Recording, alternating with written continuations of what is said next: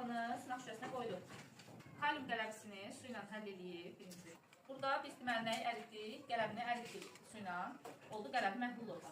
Qələbi məhlulun üzərinə biraz mis-2 sulfat əlavə eləyəsik. Mis-2 sulfat. Məhlulu indi suda təyin etməkdən ötürü sınaq şüşəsinə əlavə eləyəsik. Biraz həll eləyək. Mis-2 sulfatın qələbi ilə məhlulunu əlavə eləyirəm.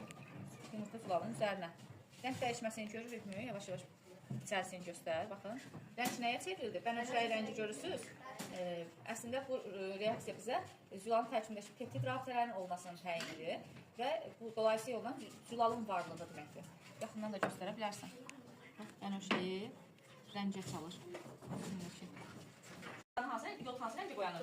Künc göy rəngi boyanırdı. Burada da mis-2 sulfatla qələb məhlulu zülalla reaksiyasından bənövşəyi rəng ortaya çıxmalıdır.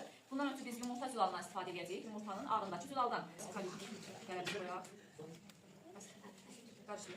Əlidir? Əla.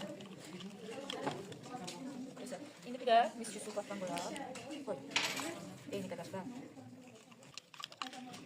Kalium qələbisi ilə işləyəcəyik. Bəsdir, o qədər bəsdir. Və biz damlanın köməyi ilə biraz sınaq şüşəsinə nəyi qoyduq? Yumurtağı. Yumurta ağında da nə var idik? Zülal var idi. Paramam çok güzel adı renceli olsa. Yok.